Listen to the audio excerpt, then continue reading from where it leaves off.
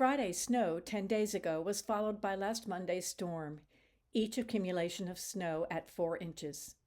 Tuesday Bible study canceled, again. We cleared the driveway, again. But due to ice, stayed home and watched the live stream of Wednesday night's Advent service. Awaking to freezing cold on Thursday morning, I saw this scene out my office window.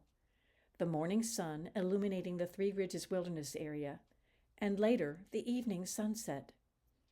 How big God's acts, I mused. He gave us the light, His Son, and the Gospels. How our little acts of kindness and love can be to become that light to others.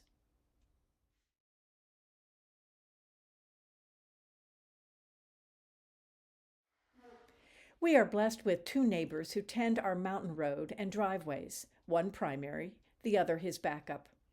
The morning after the first storm, an elderly neighbor called me for help. His furnace was out.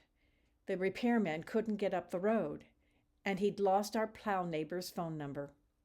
A quick text and our plow neighbor swung into action. The road was cleared by early afternoon. A little act of kindness and love. After the second storm, a new neighbor emailed an all-call. His HVAC service person needed safe passage up the road and his driveway. Another little act of kindness later, and the service person was able to keep the appointment.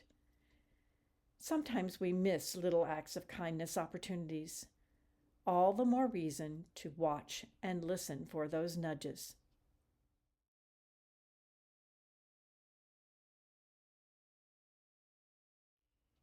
Fred Rogers often told this story.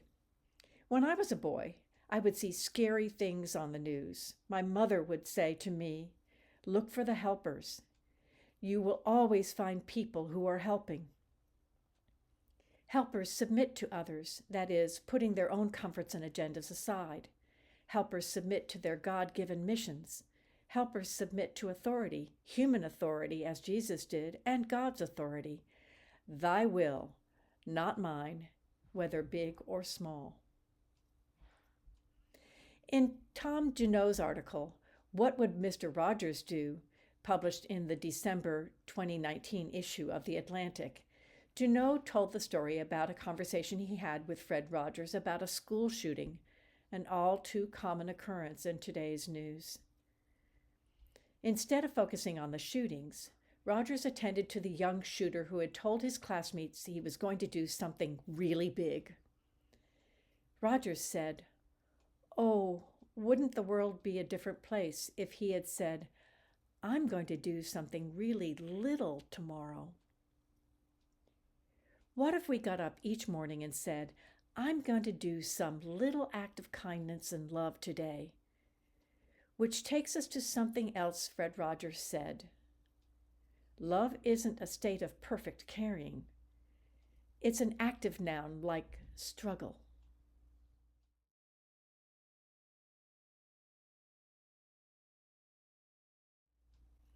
Here's one of my current struggles.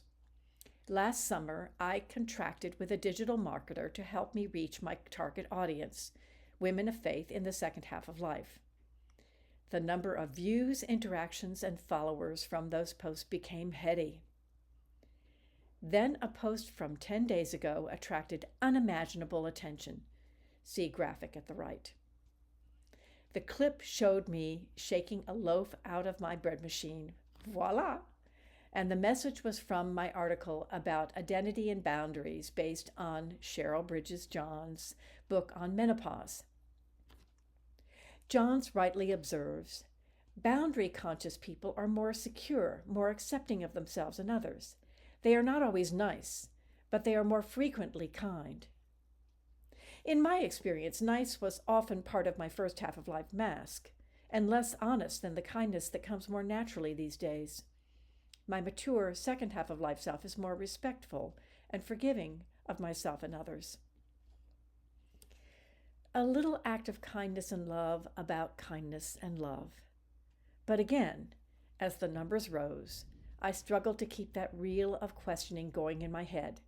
Is the message I'm sowing pleasing to God? Am I on the right path, Lord? Shine your light, show me your way. And he did with that nudge. So I respond to comments with encouragement, for they are my neighbors, and to some, I am the helper, even on, maybe especially on, social media.